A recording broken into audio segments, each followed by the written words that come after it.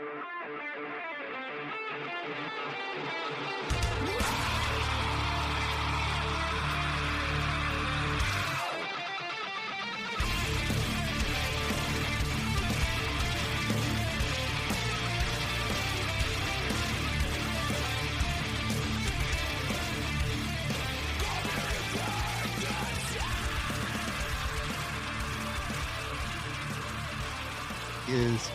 Monday, March 31st, 2025, and this is episode 301 of the Defensive Security Podcast. My name is Jerry Bell, and joining me today, as always, is Mr. Andrew Kalat. Good evening, Mr. Bell. I'm doing well. How are you, sir? I'm awesome. Thank you. Just a reminder to everybody that the thoughts and opinions we express on this podcast are ours and not those of our employers. And also a continued thank you to our Patreon sponsors. Thank you so much. That is very invaluable. We are continuing to try to make the podcast a little more valuable, look for ways to do that. And sometimes that costs money. So thank you very much for supporting us. Absolutely. All right. So let's go ahead and get into some stories. The first one comes from Bleeping Computer, and the title here is Oracle Customers Confirm Data Stolen in Alleged Cloud Breach is Valid. This is quite a story. Yeah, there's been a lot of fog of war around this one, it seems. Yes. So there is a renowned threat actor that goes by the name Rose87, which just rolls right off the tongue. Yeah, that's right off the tongue. Has apparently hacked into an Oracle Cloud infrastructure server and is claiming to have stolen data of about 6 million Oracle Cloud customer accounts. It's a little unclear exactly what it represents, but it distills down into data that aligns with 140,000, almost 141,000 different domains. That are aligned with customers or companies and government agencies, which I presume are customers of Oracle Cloud. At least for the moment. At least for the moment. The interesting thing is that Oracle denies that they have been hacked. The official statement that they are putting out is that, and this is a quote, there has been no breach of Oracle Cloud. The published credentials are not for the Oracle Cloud. No Oracle Cloud customers experienced a breach or lost any data. However, the threat actor here has been working or communicating. I wouldn't say working with, that doesn't sound right. Communicating with journalists and has been providing some sample data from the breach. And Bleeping Computers reporters here also received some of that and contacted the alleged customers, who have in turn, now they're remaining anonymous, but they are confirming that the data appears to be legitimate. And so it goes a little bit further in saying that there was the server that was alleged to have been compromised. I think there was a company called CloudSec did some research and found that it was actually running a version of some Oracle middleware that had a known CVE from back in 2021 that basically allowed unauthenticated remote code execution. And that, as of, I think, mid-February of 2025, was still online. And subsequent to the announcement of the breach, Oracle has taken that server offline. That's a complete coincidence. I don't understand why you're pointing that out. Total coincidence. The mental picture, by the way, the picture that I've got in my mind is the guy from Iraq, the communication minister, who just saying that, that there are no Americans here, as you can see the American tanks in the background. Now, look, we don't know exactly what the heck is actually going on. All indications are that they were hacked. However, Oracle is continuing to maintain that they weren't hacked. There are a lot of articles that have been written about this, and there's actually this article is a couple days old. There's actually even some updated ones from today indicating that the threat actor here has started offering the data for sale because Oracle is apparently not playing ball. Mm-hmm. So fun times ahead for Oracle. But I think there's some interesting lessons in all of this here. We obviously we don't know what the reality is. Like we know that the threat actor has said they stole data. They provided some data to journalists. The journalists have contacted the people who are the apparent owners of the data, and that was confirmed to be legitimate. We know that this server was apparently still online as of a couple of weeks ago with a vulnerability that the threat actor also claims to have used in committing this data breach. We know that the threat actor here, demonstrated that they had the ability to upload files onto the server by demonstrating that they uploaded a file through a archive.org page. They were able to show that they had actually uploaded something prior to that server being taken down.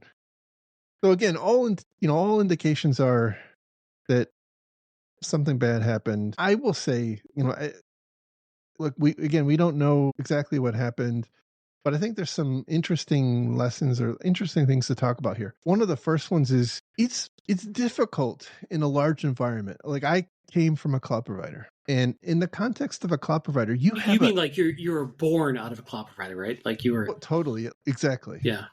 exactly. Like Canadians are born out of the ice. You were born out of a cloud. I walked straight out of the cloud. That's right. So I think most people know I was the CISO of a public cloud for a couple of years, and so I have some experience. Cloud providers have a lot of infrastructure, and I mean a lot of infrastructure beyond what normal companies would have in general. And so it doesn't surprise me that a company like it would have such a large infrastructure and possibly have a key piece of infrastructure that is so far behind. I will tell you, if you do not constantly hunt for that kind of thing, it will happen, right? It's just an inevitability. And so it's something that you have to bake into your process. Now, obviously, if you have like two or three or four servers, it's less important, right? But if you have 100,000 or 150,000 or 500,000 servers, like it becomes a lot more important that you maintain rigor around inventory and reconciliation and knowing what you have. Now, the other thought that I had was like, it's Oracle software, and perhaps they couldn't afford the renewal. Right, right. Yeah, I mean, internal billing is a pain in the butt, and if you don't have the budget, What are you going to do? You just have to hope. yeah, asset management is a really tough, and vulnerability management associated with that is a tough nut to crack because it seems like such a low return, low value activity, but it's so foundational to everything else that we do in security. But it's really tough to get people bought into, especially, security wants the asset owners to maintain their own asset inventories and CMDBs and that sort of thing. And they're busy doing stuff that they think provides value, and updating paperwork on what systems they have and what versions are running is not something that they find very valuable. But to your point, some small little server somewhere could slip by on a big infrastructure. What I find telling, or at least interesting, is how vehemently strong Oracle's response is. They're not giving themselves any wiggle room. So I don't know. I have no idea what Oracle's thinking. And if I'm an Oracle customer, it's got to be really frustrating. Like, Oh if yeah. you're Oh yeah. if you're an Oracle customer potentially impacted by this, and you're the CISO and you're demanding of your team what's going on, and your team's like, we don't know. Like, we don't know if we're impacted or not. We can't tell you if we're impacted or not. Is a problem, and I feel for those teams. Like, when they're trying to figure out, are we at risk? Do we have a threat here? Do we need to start rotating secrets? They just don't know, and there's so much doubt now around this issue. I don't know if people are just going to believe Oracle outright as they haven't been hacked. I've got to, you know, I've got to believe it's hard for the average Oracle customer to buy that. Mm-hmm. Now look, Oracle. I think Oracle caters in many ways. Like they have a free tier, which is wildly popular, And so, like, we don't know how many of the 6 million, assuming it's happened as reported. Like, we don't know how many of the 6 million are like free tier customers and whatnot. So, like, there may not be a lot of maturity around that. Like, you might say, like, yeah, I've been freeloading on Oracle Cloud for a long time. My data was stolen. That's a horrible thing, as opposed to, like, I'm a bank or a large enterprise, and the credentials to my cloud account were just apparently stolen. Or if it's free tier customers that went dormant and it's old customer logins that are no longer even active Yeah, on the system. I would imagine that there's a lot of that. That was something that we always struggled with. Was there's a lot of tire kickers, right? People come in, test it out, and close down their workloads, and then they just abandon their account. They So like never come seven back. days of no inactivity, you just delete them, right? Yeah, it's funny. The salespeople don't really like that idea No? But fine. because at any point, any one of those 3 tier customers that have abandoned their account could come back and buy like trillions of dollars worth of Absolutely. hosting. Everything is pre-sales for the next opportunity. Everything. Everything.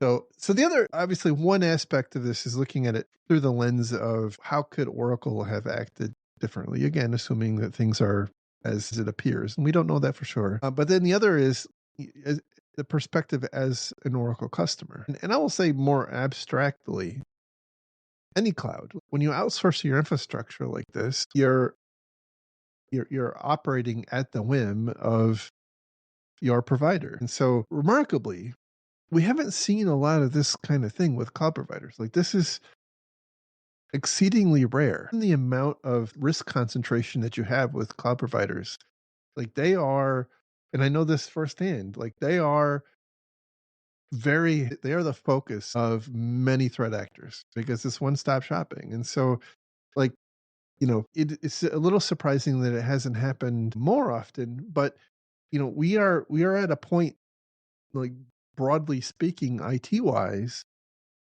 that its cloud is kind of it's the critical infrastructure for a lot of organizations. And so it's not, in my estimation, wasted effort to think about what do you do if your cloud provider is compromised. And I don't think, by the way, that there's like one way to think about that, because so in this instance, the appearances are that it was the credentials to access cloud accounts that was stolen. But that's not the only way that it could happen, right? Mm-hmm. What we used to call the undercloud, or below the line, those systems could also get compromised, which is much, in some ways, more severe, because now that compromise is kind of abstracted away from you. You don't actually have the ability to see it.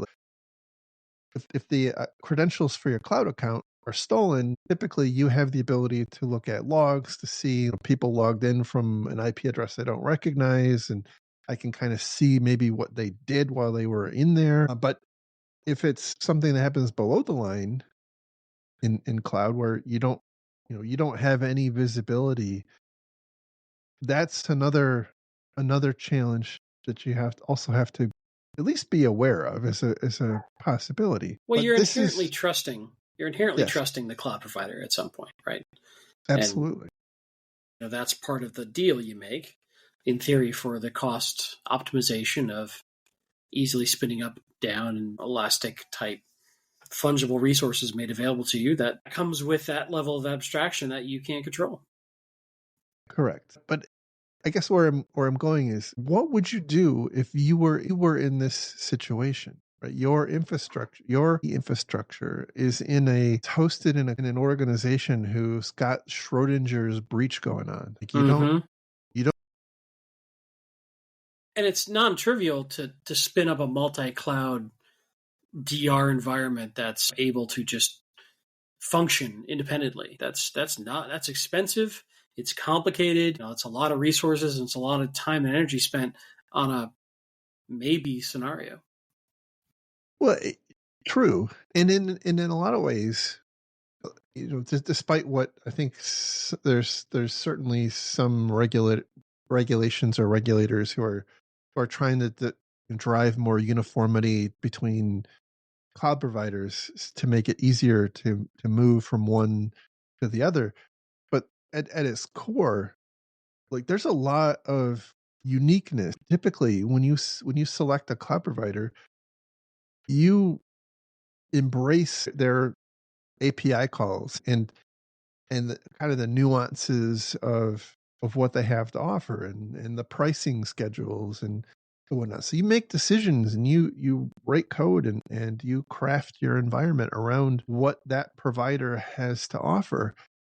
And so it's in some regards, especially I think for smaller organizations, really not feasible, right? It's just, I mean, we can say like it would be awesome and that you should do that, but I don't know that it's feasible for a lot of organizations to do that because it's just a lot of duplicate work that doesn't add a lot of value except in extreme circumstances.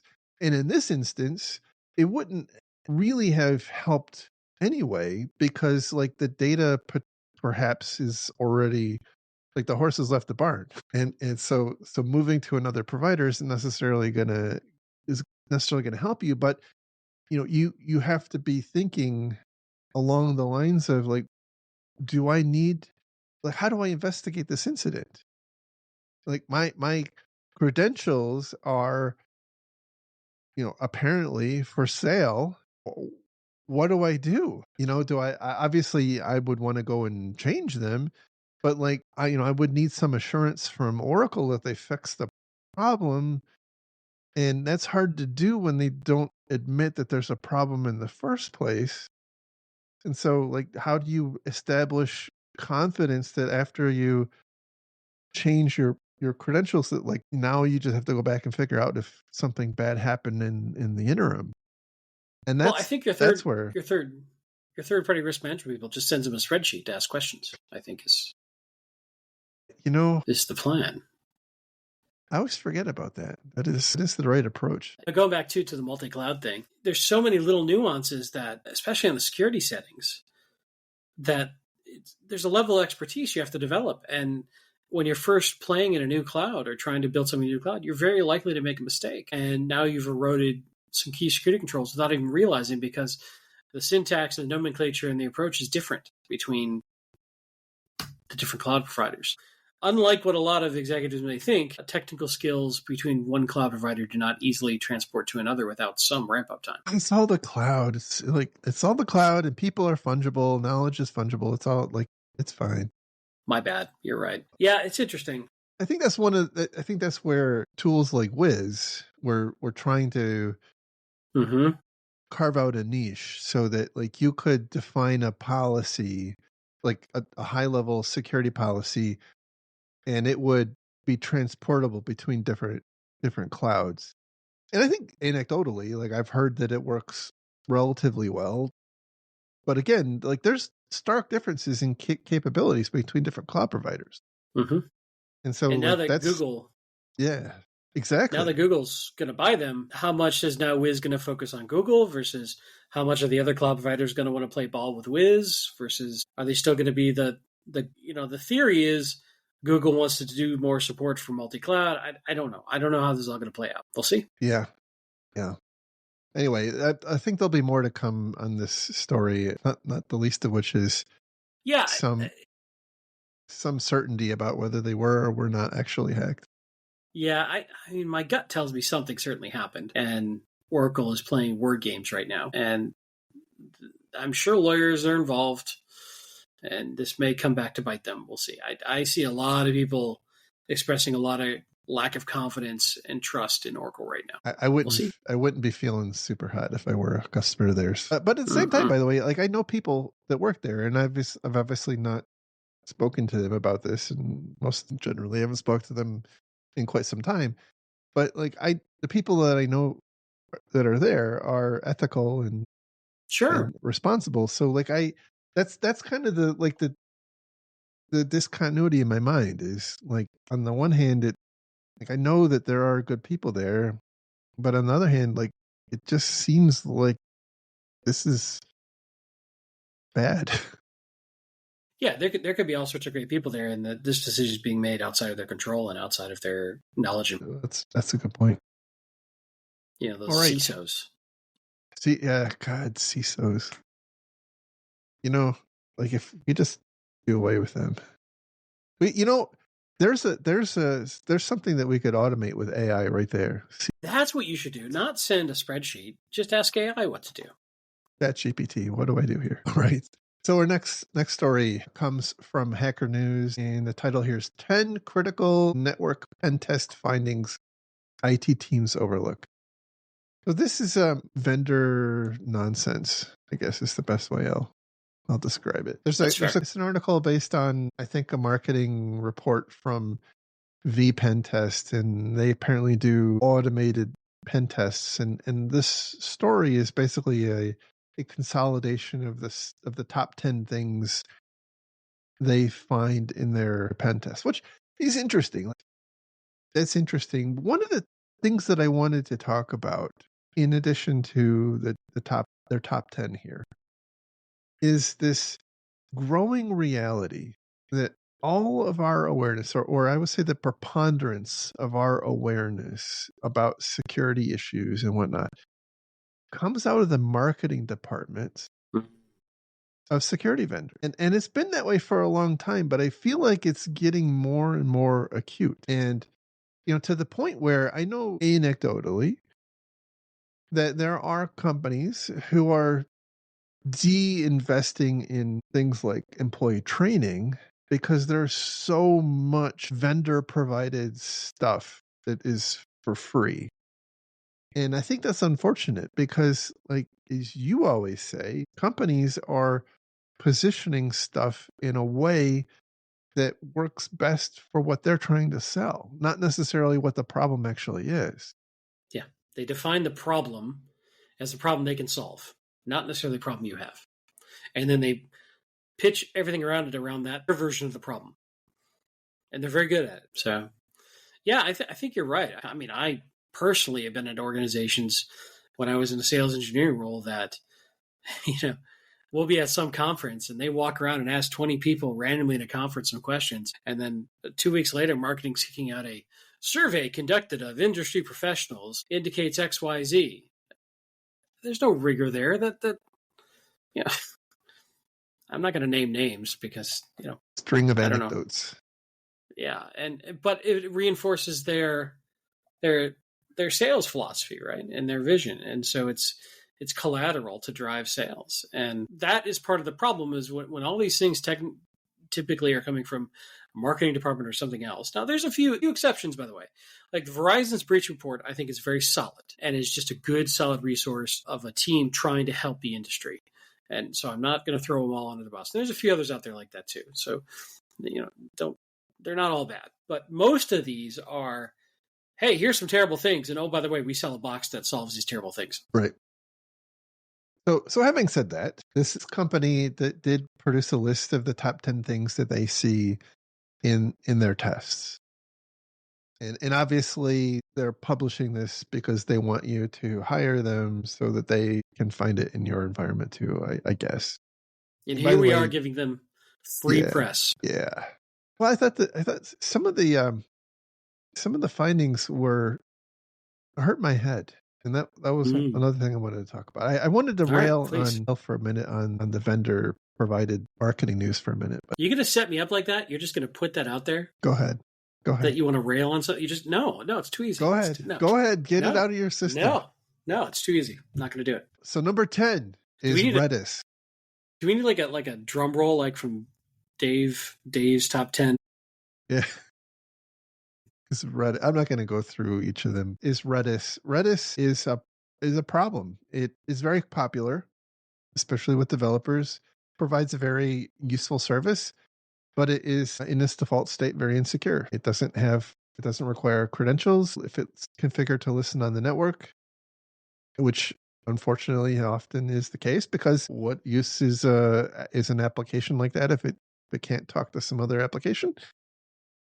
And, passwords are hard, as we continue to learn. And so I'm not surprised that this is on the list. They are saying that 1.3% of their findings are passwordless Redis instances.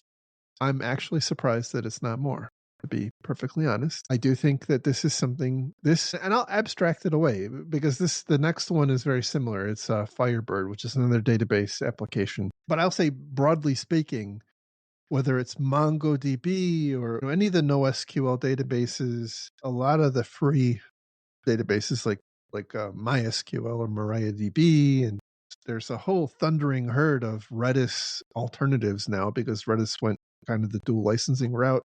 So you got all kinds of them. They are a problem. I think broadly speaking, as we've talked about in the past, we've gotten away from a lot of the core security best practices in the name of cloud. And this certainly speaks to cloud. And it's something that I think, broadly speaking, we have to be aware of. And not only should it, by the way, be secured with a password, it should not be accessible to the internet. This is something they should be looking for. To clarify, I think we say they're a problem. They're a problem because it's easy to misconfigure them or not configure them properly. Correct. Yeah. So if you follow best practices, they're not a problem. It's just easy to not do that. Yes.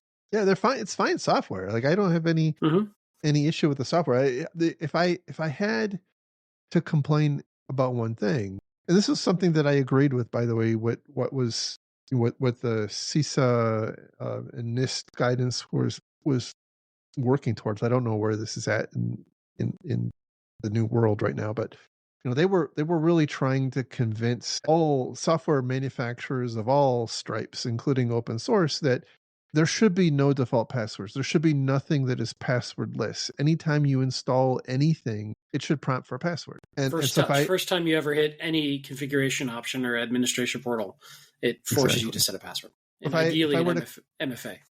Right. If I were to complain about something, that's it would be that.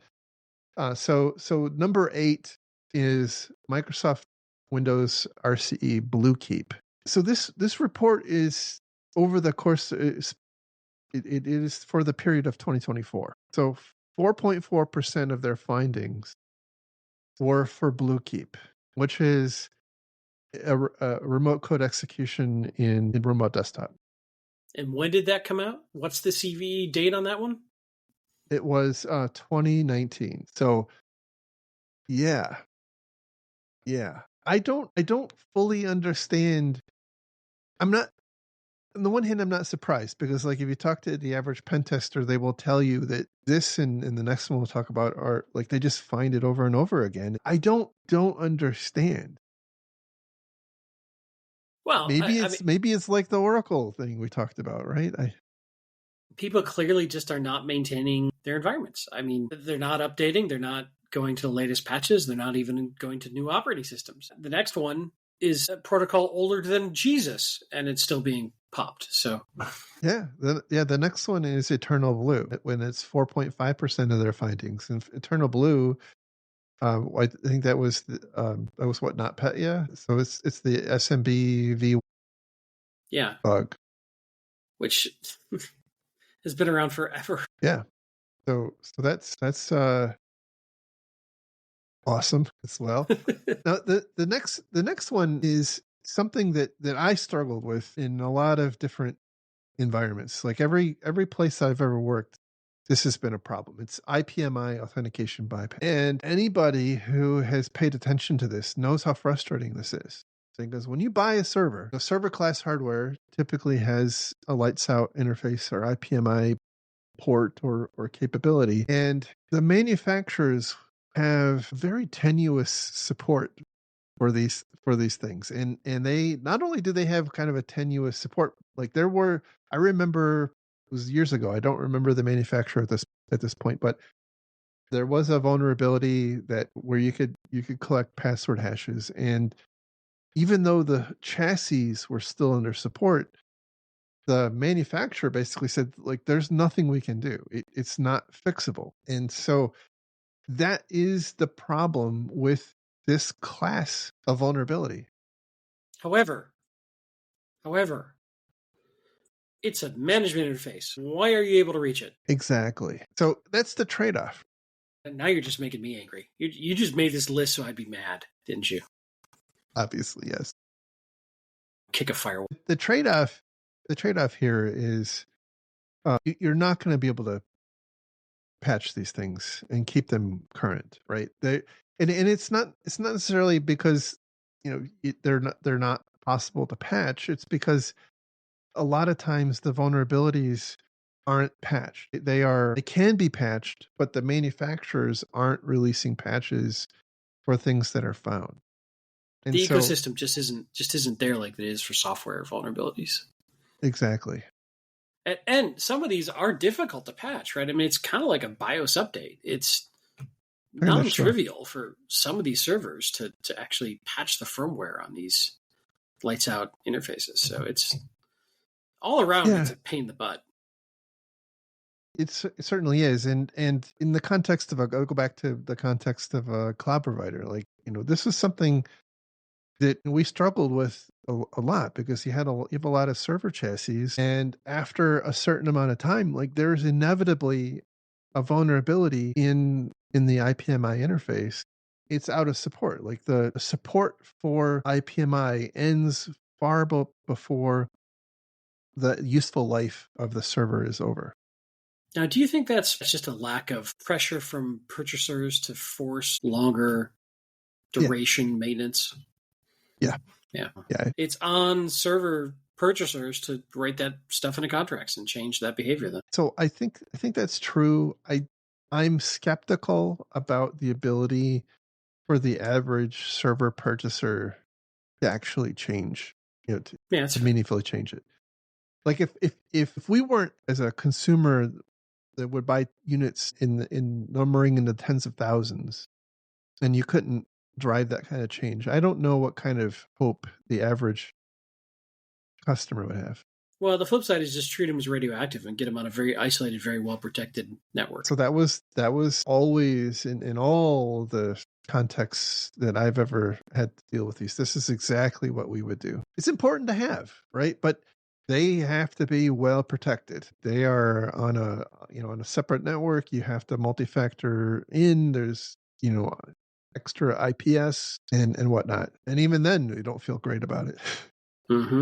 One of the things we actually did was to turn them off, and then only turn them back on when, like, we would go and dispatch someone to turn them on when like, kind of a lower skilled person would go and actually, with hands on keyboard, turn on that interface.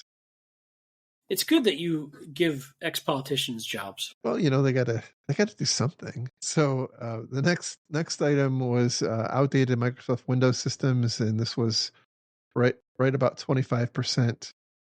So Uh, I, yeah, I think there's a theme here. And then the last bunch are all a variant of the same thing, which is DNS spoofing. Whether it's IPv6 spoofing, where a lot of organizations, better for worse, haven't moved to IPv6, and so their infrastructure really isn't set up. And if you're a ne'er do well, you can park a DHCP server on the network, and you can have all sorts of fun intercepting traffic and stealing credentials and the like. And then it kind of goes from there. It's You have NetBIOS, the LLMNR spoofing, and then MDNS. So um, the one thing that was interesting to me about those was that they are coming up in the context of a pen test report.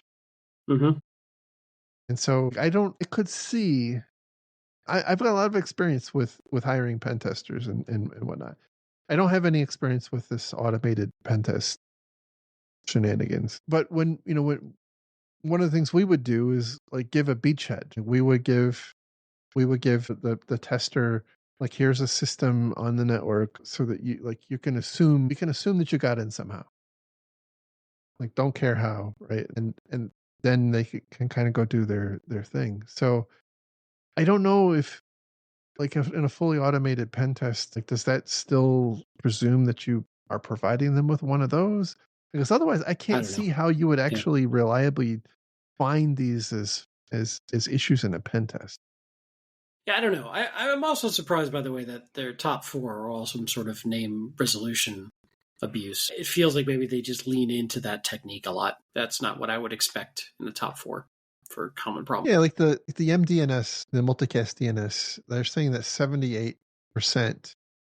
of their tests found that, or 78% of occurrences were this MDNS spoofing, which, by I the way, is mean, a kind of a narrow thing. Like, it only comes into play if there are no other DNS servers available. right.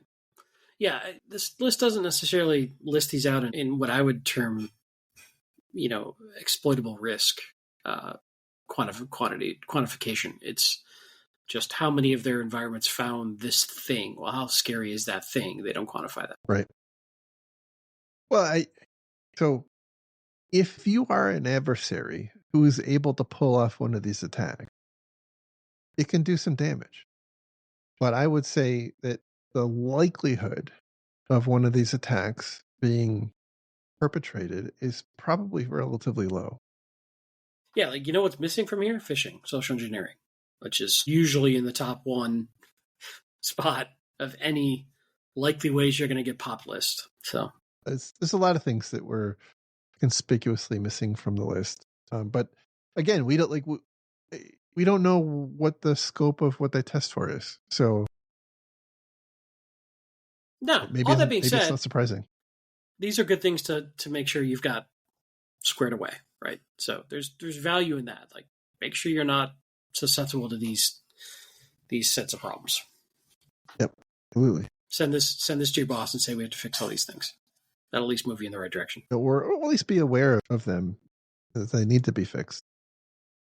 All right. So our next story comes from yet another vendor.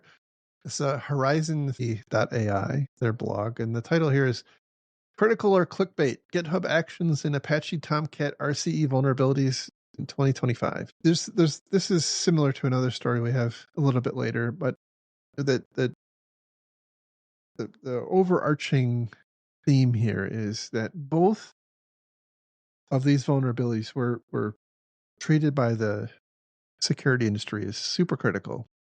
Mm-hmm. The GitHub security actions one got lots of press. It didn't have a named, like, it wasn't on like Good Morning America. It wasn't at that level of. There was no mascot, no theme song. Yeah, none of that stuff. There should have been. There should have been. I agree. But it did get a lot of press and caused a lot of work, a lot of reaction, a lot of investigation.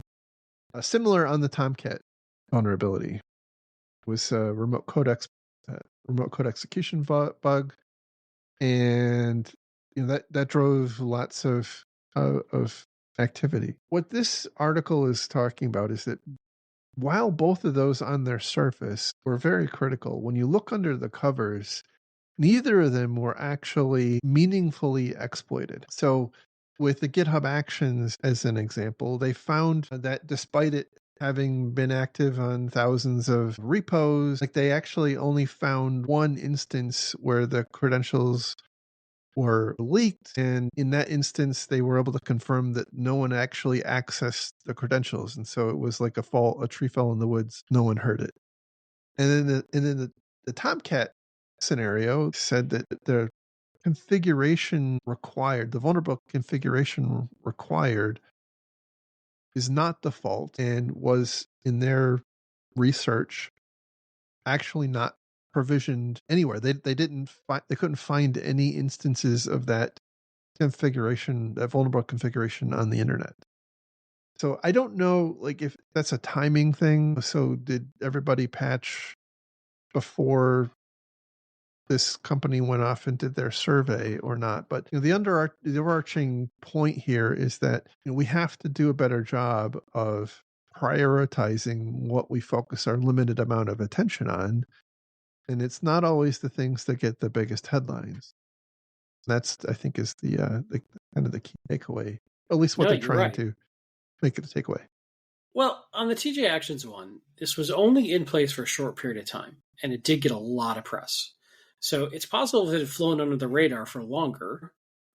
Code check-ins using that action would have happened, and more passwords would have potentially been dumped.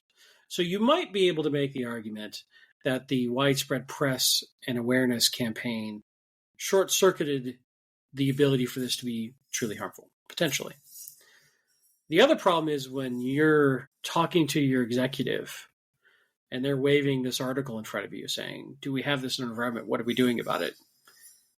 You're right that this may not be the most pressing thing, but it's very difficult, unfortunately, in that scenario to tell your CISO or whatever, I've got bigger fish to fry. But this is in the news, and it's the new shiny. I think the other issue is that, like so many things, security, it's obvious in hindsight, right? Like if you're one of the customers or entities that were using the TJ actions, the vulnerable TJ action, like you didn't have the information that nobody's actually harmed by this at that time. Like you have to go do the work Mm-hmm.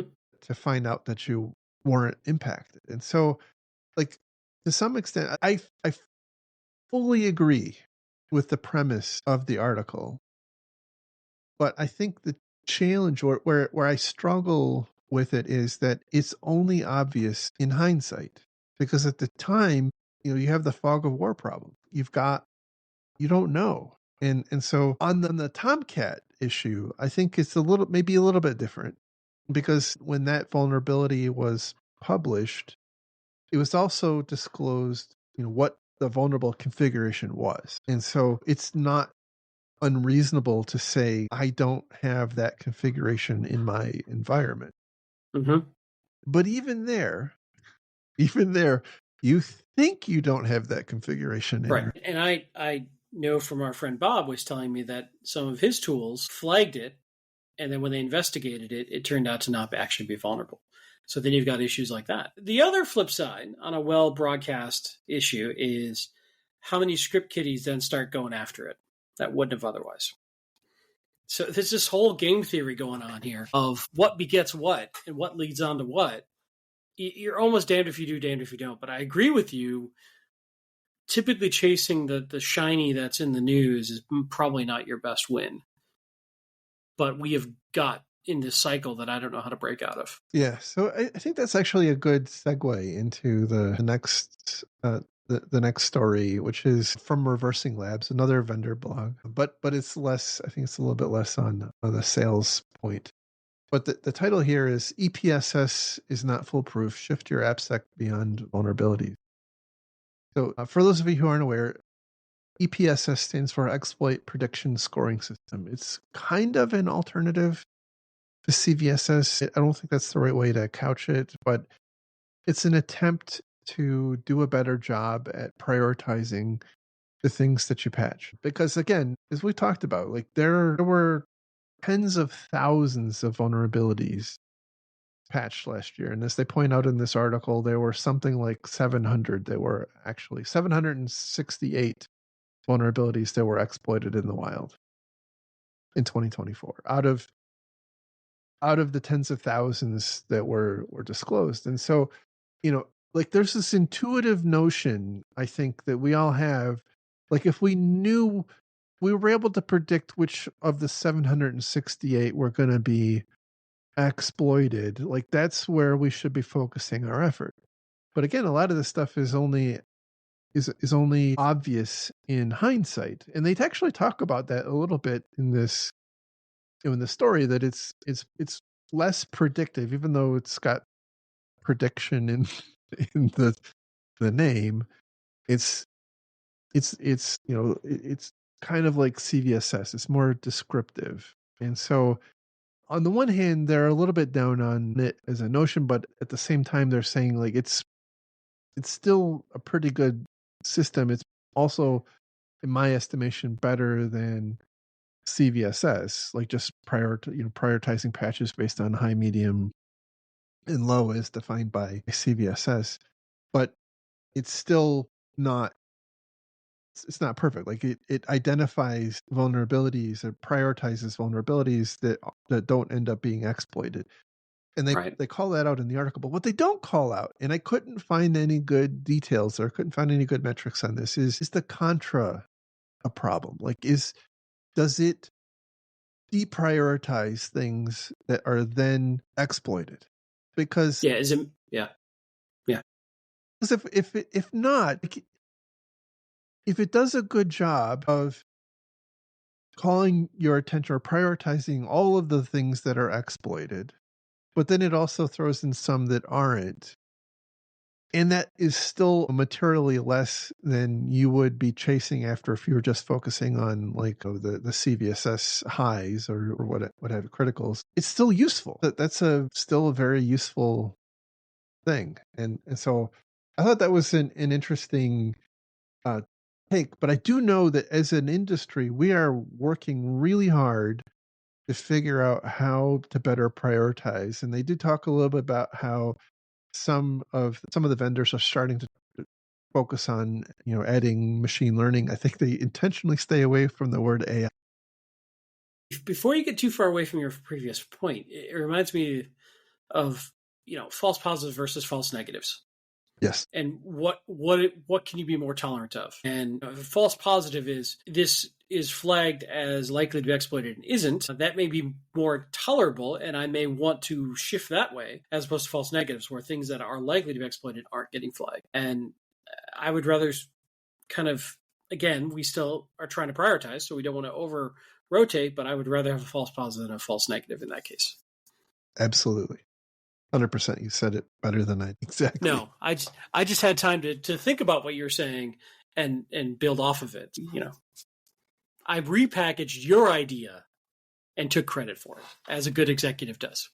You rebagged my garbage. Okay. Got it. Anyway, back to machine learning not being AI. Yeah. So they do get into a little bit about the futures, right? This is an area there is so much focus on this problem space right now. Like this is becoming a whole industry around vulnerability prioritization. EPSS is a framework that was put out by First. Those of you who are familiar with First, it's their framework, and I think it's actually, as they talk about here in the article, it's I think it's a better approach than what most organizations have been doing. Not the only one. Like we know, as an example, a lot of the vendors like Tenable has their Viper score, and so like there's a lot of players in this space, a lot of little cottage niche companies that are playing here because if you can nail this, you can save companies a lot of money. Mm-hmm. And so I think there's this expectation that, well, hey, like we can point AI at any problem we have and it'll do a better job. And I think it's one of those things where certainty doesn't necessarily mean accuracy. And so while your machine learning models may very well come up with a list of things to prioritize, it's not necessarily what you should be prioritized. And they actually talk about something that I hadn't thought about. And this is one thing that I wanted to talk about too was the gaming aspect of this. So if you are an adversary, right, and you know that the preponderance of companies are prioritizing vulnerabilities based on some common machine learning model, that would then in turn inform which vulnerabilities you as an adversary should be looking to target because those are the ones that are going to be more likely to go unpatched.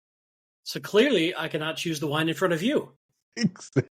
Exactly. That is an interesting play. This is the problem. The bad guy always gets a vote, right? Your enemy always gets a vote. So you can have the best laid plan, and it may work great on paper, and until your adversary does something unexpected or pivots in a way that you're not anticipating. Yeah. I think the this is something I thought a lot about because like I was responsible for keeping a very large environment secure. And so, any opportunity you had to improve the fidelity and what you're prioritizing is a big win. Mm-hmm. And so it's something that I've certainly thought about. And I think that focusing on the attributes more than on the attributes of a vulnerability are where it's at least to me. That was my conclusion after all of the analysis. What sort of So attributes? is it like, is it likely, is it possible for it to be wormable, I guess was what Mm. we used to call it, right? Hmm. Is it wormable? Is it a remote code execution over the network without authentication? And so some of those things are, I think, are pretty simple. And then if you pair that with like, is exploit code publicly available? That's something that you should really focus on immediately. Like you shouldn't even wait your 30 days. You should fix that as fast as possible. I think where it starts to it starts to get gummed up a bit is when you are looking at chaining vulnerabilities together, because that's where I think we have uh, a lot of blind spot. We've talked about ad nauseum in the past about how it's becoming this less about like the CVSS 10 vulnerabilities and more about chaining together a bunch of fives, sixes, and sevens that ultimately land to complete system compromise. Defining, training a AI model and even a person, like having the ability to be creative enough to realize that you can chain those things together in a way that results in that level of compromise is incredibly difficult. And so I think we've got a long way to go. But we should take the wins where we can, I guess, is where I'm at. No, I agree. It's like one conversation I have a lot with developers is how could this be exploited? What's the vulnerability here? And the problem is we don't always know. And that question assumes that we've got the level of creativity of our entire adversary set from now into the future. And a new vulnerability may pop up that has changed in a way that we can't anticipate.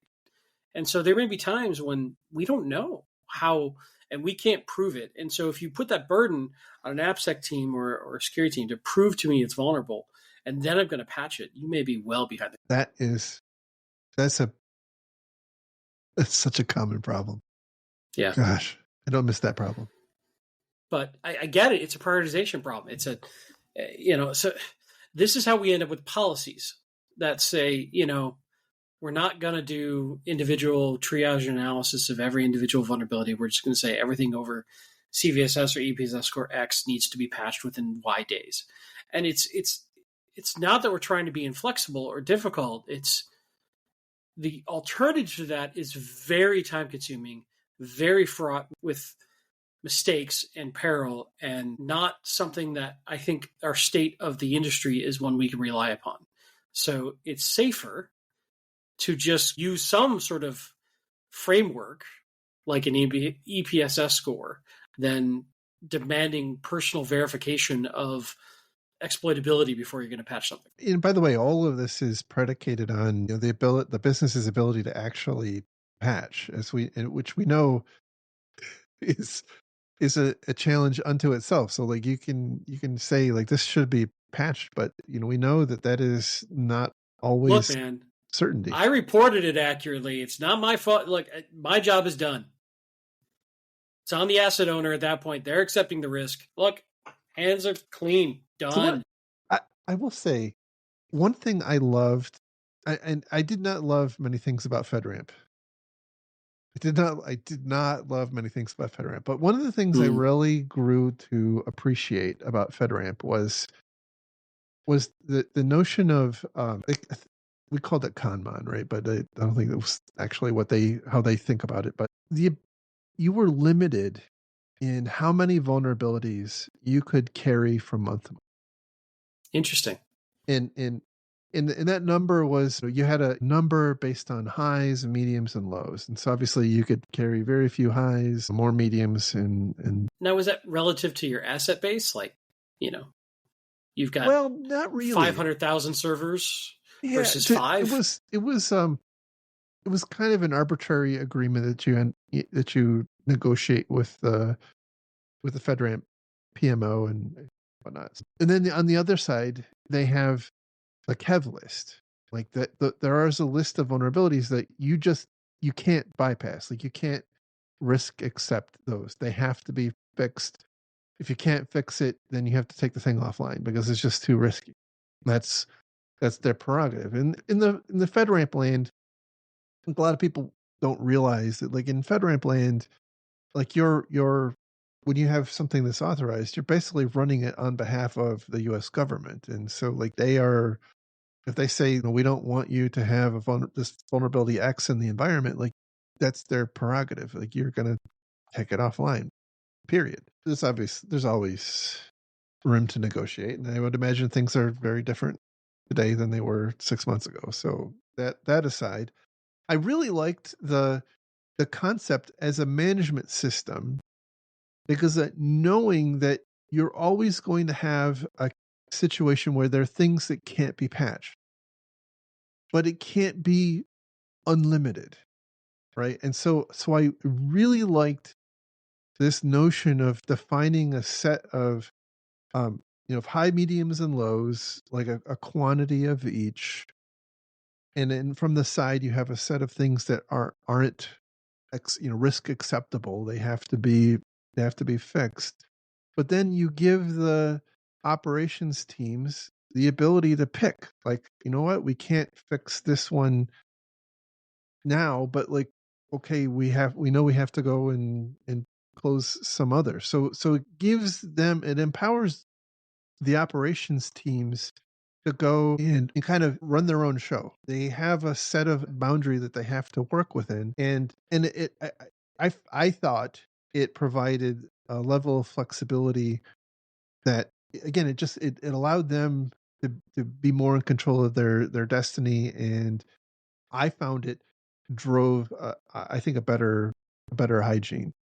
Um, So, what was the consequence if you exceeded those values? you would lose your well you in FedRAMP, you would get put on a corrective action plan and your customers would get notified. That's a heck of a motivator. And if it was too egregious, or if you had multiple findings, or if you did it multiple times, they would deauthorize you. So basically that would mean that you couldn't provide services to the US government, which is even more of a motivator. So Mm-hmm. very So, strong. business is now aligned because it's contractually required. Yeah.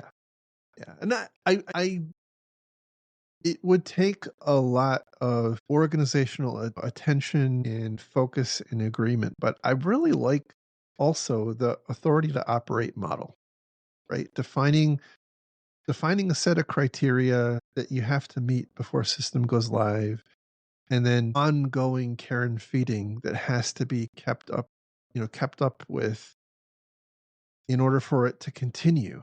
And like in FedRAMP, you have to go through a renewal process every year, and that includes a pen test and whatnot. Anyway, like it's a concept. I like it. I hate FedRAMP with a burning passion, but there are aspects of it that I appreciated. So as a security person, so the last story we have for today is from Forbes, and the title here is FBI alert issued as time traveling hackers attack. Now, this is an article about a strain of ransomware, or I guess it's really a ransomware team called Medusa. Medusa's been running rampant in the first quarter of 2025. They don't provide any metrics on how many customers, but they do say that there's something like 300 critical infrastructure targets that were among their victims. I don't know how many non-critical infrastructure victims there were, though. So one of the interesting aspects that this particular threat actor is approaching, or the way that they're infecting systems, is by using old signed vulnerable drivers. Now, on the typically this is a Windows system, because you can't have an APT without a Windows system. My experience, these old drivers with expired signatures would not load. Windows will just won't let you load it. But what they're doing is that the threat actor here is changing the clock on the system back such that they can actually load it, because that driver's certificate is valid time wise. And what was really interesting to me, and they interview this security engineer from Black Duck, another vendor. Great. But you can kind of, as I was reading the comments from him, I could just feel the frustration in his voice, even though it's a written article. Mm-hmm. I'm trying to find the exact words. His name is Boris Cpot, I think is how he says say his last name. CPOT told me that he highly recommends users do not switch off the security features, and furthermore, don't avoid patching just to keep old vulnerable software running. In the end, You think? CPOT concluded the risk potential simply is not worth it. It's so interesting to see it laid out like that, because I think Microsoft, for all their ills, has done a pretty good job as of late creating a relatively secure ecosystem by default, If you which set it up properly. nobody likes to use. So they turn off all the settings because, like, all, and then you get Medusa ransomware, and you're like, what the heck happened? So the lesson there is obviously, when you disable, think. I mean, look, I've been in IT now for 32 years, 33 years. We old.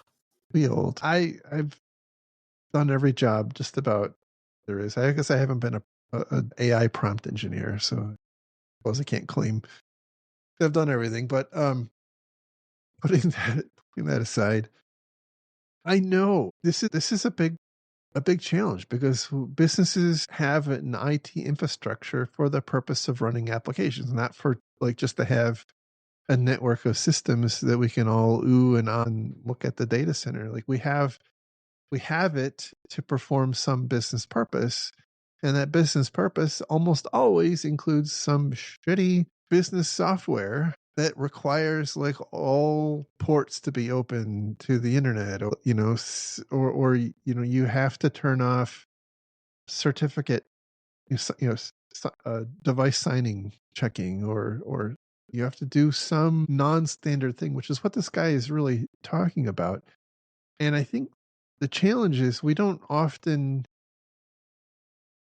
we have this notion, and I think schools, but all of the security guidance that's out there, wherever it comes from, always comes back to, like, if possible, to the extent possible, secure it to the extent possible. Don't do something that is, only do something unless there's a valid business need. Well, Mm-hmm. you have this business application that requires you to turn off this important security setting. Well, it's a valid business need. And in most instances, that's where it stops. Mm-hmm. Like, that's where we just, the Got my whole job done. Moving on. the whole process just stops right there. But that's where it really should start. Like, because now we got to think about, well, what is the implication of me turning that setting off? And I don't think that's a common. I don't Well, think and that happens. is the person making the decision technically astute enough to even understand the consequences? Are they appropriately knowledgeable to understand the risk they're accepting, or are they just trying to get their job done? In most instances, no. In most instances, no. They're probably not even aware that they should be asking the question. And so, for that reason, I don't know how we ever get out of this. So Yeah.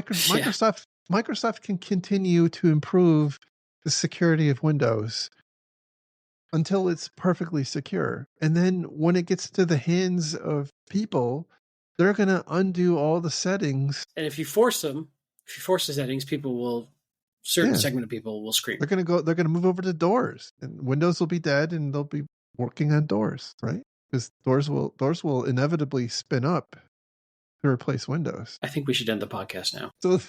So in addition to that guy, we will very soon, because I feel like I screwed up there. Um, I'm the FBI questioning had all of my life choices that have brought me to this point. All of them.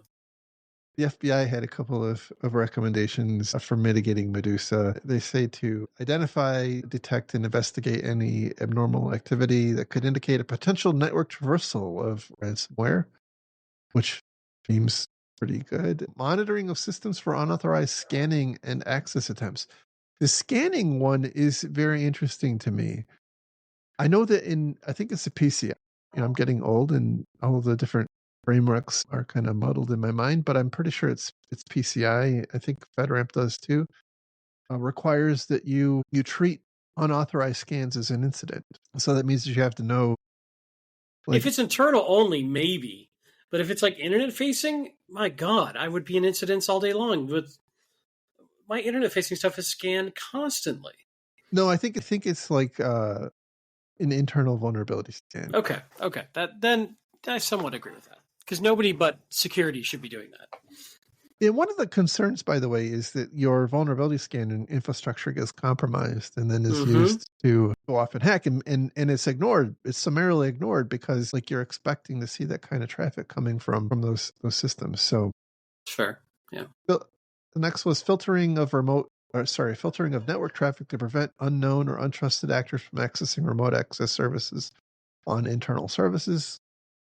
I think that makes good sense, but again, that has limitations. I think we can all say like you shouldn't have RDP open pretty much anywhere, in my estimation.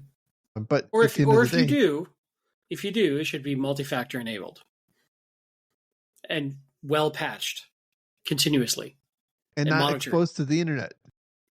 Right. RDP should not be exposed to the internet. Full stop.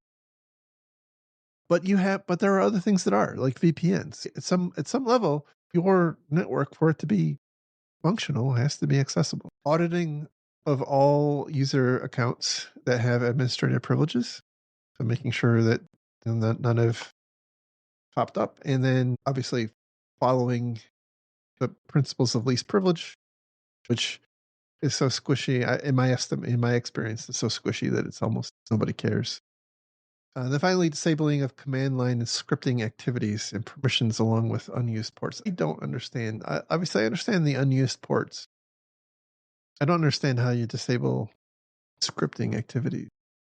I would have to dig into the details of the report, which I did not have time to do, and understand where they're coming from. This, I get like PowerShell is a way to do things. I get that. Like so I feel like they are leaning into command line scripting is an effective technique of bad actors once they get a beachhead.